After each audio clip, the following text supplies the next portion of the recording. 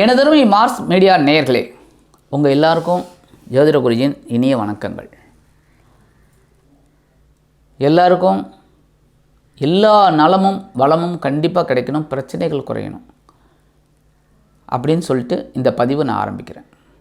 இந்த பதிவுக்கு போகிறதுக்கு முன்னாடி நம்ம சேனலை சப்ஸ்கிரைப் பண்ணலைன்னா சப்ஸ்கிரைப் பண்ணிக்கோங்க. ஏன் அப்படின்னா நாங்கள் போடுற பதிவுகள் உங்களுக்கு உடனே கிடைக்கும். அடுத்து உங்களோட கமெண்ட்ஸில் உங்களோட சந்தேகத்தெல்லாம் கேளுங்க. உங்களோட சந்தேகத்தை தினப்பலன் கொடுக்குறோம்ல, அதுலேயே உங்களுக்கு நாங்கள் கொடுக்குறோம்.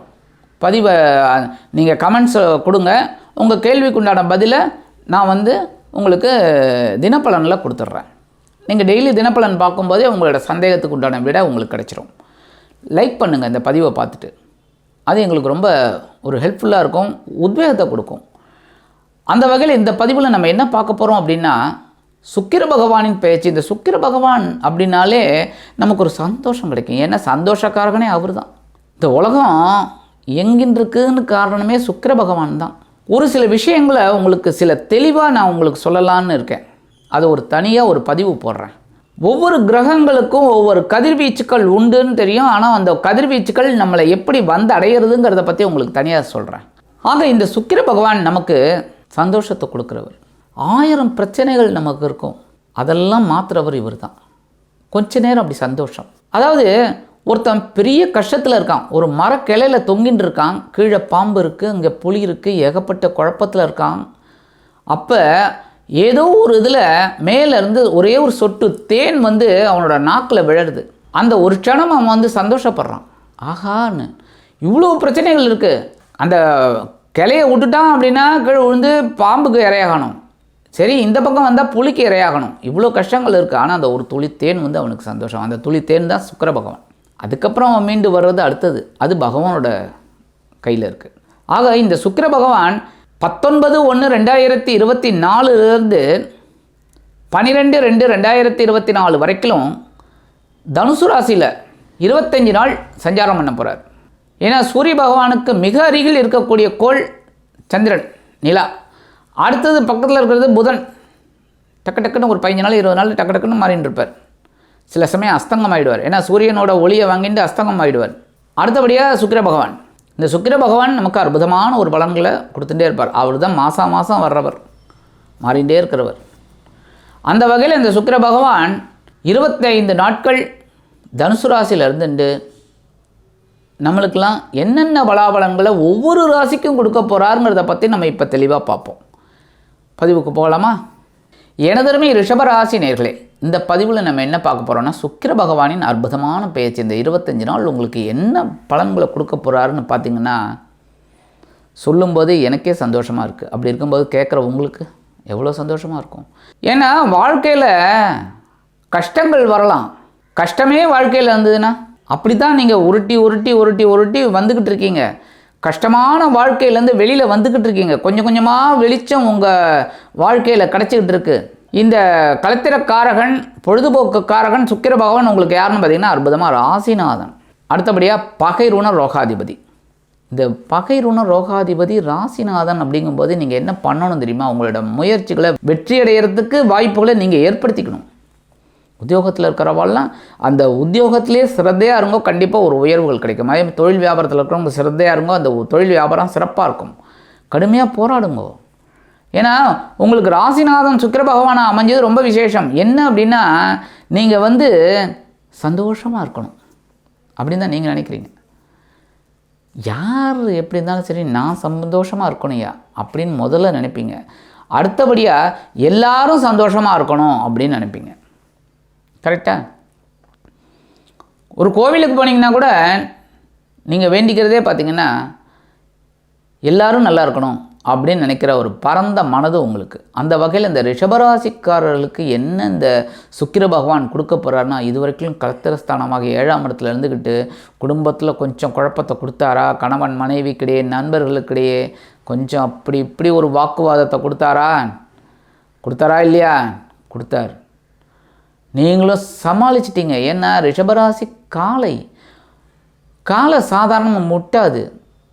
டக்குன்னு எல்லாரையும் முட்டி சாய்க்காது. முட்ட வேண்டிய ஆளுங்களை தான் முட்டும். அந்த வகையில் இந்த ரிஷபராசிக்காரர்கள் வாழ்க்கை துணை கிட்ட அட்ஜஸ்ட் பண்ணிவிட்டு அப்படியே ஓடிட்டீங்க, சமாளிச்சிட்டிங்க. இல்லைன்னா பிரச்சனையை எடுத்துக்காமல் நீங்கள் ஒரு சந்தோஷமாக எடுத்துக்கிட்டு போயிட்டீங்க, சமாளிச்சிட்டிங்க. அந்த வகையில் இந்த சுக்கிர பகவான் இப்போ எங்கே வரப்போகிறார் அப்படின்னு பார்த்தீங்கன்னா அற்புதமாக உங்கள் அஷ்டமராசிக்கு வரப்போகிறார். அப்பாடா, எனக்கே சொல்லும்போது கொஞ்சம் நல்லா இருக்குது.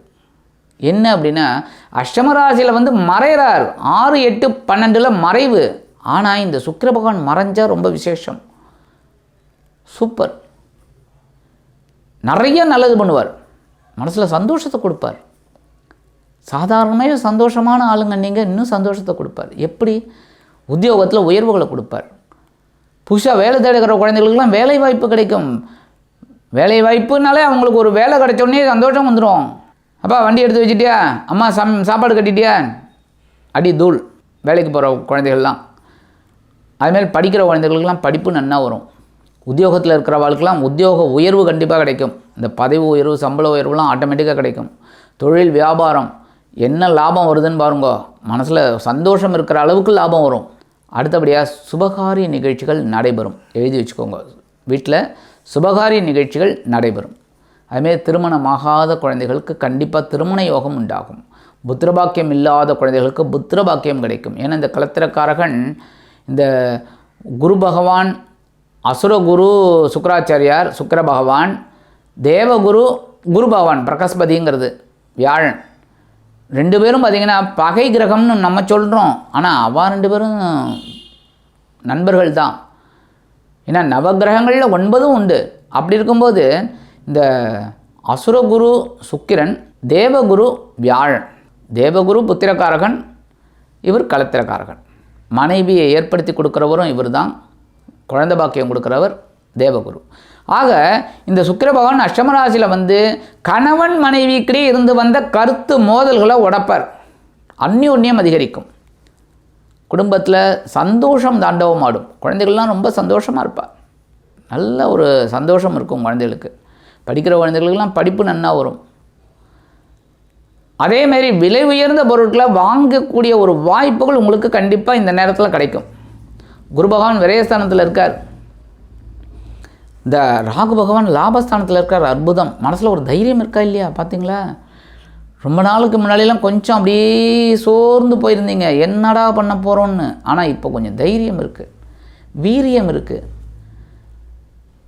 எப்படியாவது நம்ம முன்னேறணும், நன்னா இருக்கணும் அப்படின்னு ஒரு தைரியம் வந்துடுத்து. ராகு பகவான் யோகக்காரகன், லாபஸ்தானத்தில் இருக்கார். கேது பகவான் பஞ்சமஸ்தானமாகி 5ஆம் இடத்துல இருக்கார். கொஞ்சம் குழப்பத்தை கொடுத்தாலும் ஒரு தெளிவை கொடுத்துக்கிட்டு இருக்கார். ஆன்மீக விஷயத்தில் ஈடுபாடு கொடுத்துக்கிட்டே இருக்கார். எப்போவுமே நம்ம ஆன்மீகத்தில் இருந்தாலே மனசில் ஒரு தெளிவு கிடைக்கும். அடுத்தபடியாக இந்த சனீஸ்வர பகவான் சொல்லவே வேண்டாம், ஜீவனஸ்தானத்தில் இருக்கார். 10ஆம் இடத்துல இருக்கார். சசயோகம், விடவே விடாது. அவரை விடாமல் நீங்கள் அவரை பிடிச்சிக்கோங்க. இப்போ அவர் உங்களை பிடிக்கிறாரோ இல்லையா, நீங்கள் அவரை பிடிச்சிக்கோங்க, சூப்பராக இருக்கும். ஆக இந்த சுக்கிர பகவான் உங்களோட அஷ்டமராசிக்கு உங்களோட கஷ்டங்களெல்லாம் தீர்க்க போகிறார். அற்புதமான பலன்கள் கண்டிப்பாக குடும்பத்திலையும் நடக்கும், சுபகாரிய நிகழ்ச்சிகளும் நடக்கும். உத்தியோகத்தில் இருக்கிறவர்களுக்கு உயர்வுகள் கிடைக்கும். தொழில் வியாபாரத்தில் அற்புதமான இது இருக்கும். நிறைய பேருக்கு ஒரு அத்தியாவசிய பொருட்களை வாங்கக்கூடிய ஒரு வாய்ப்புகளும் கண்டிப்பாக கிடைக்கும். ஆக இந்த சுக்கிர பகவான் உங்களுக்கு இந்த 25 நாட்களும் ஒரு அற்புதமான ஒரு வாழ்க்கை தரத்தை கண்டிப்பாக ஏற்படுத்தி கொடுப்பார் என்று கூறி விடைபெறுகிறேன். நன்றி, வணக்கம். மீண்டும் ஒரு அருமையான பதிவில் நான் உங்களை மனமகிழ்ச்சியோடு சந்திக்கிறேன். வாழ்த்துக்கள். வாழ்க வளமுடன். இந்த சேனல் உங்களுக்கு பிடிச்சிருந்தா மறக்காம சப்ஸ்கிரைப் பண்ணுங்க, ஷேர் பண்ணுங்க, லைக் பண்ணுங்க, கமெண்ட் பண்ணுங்க.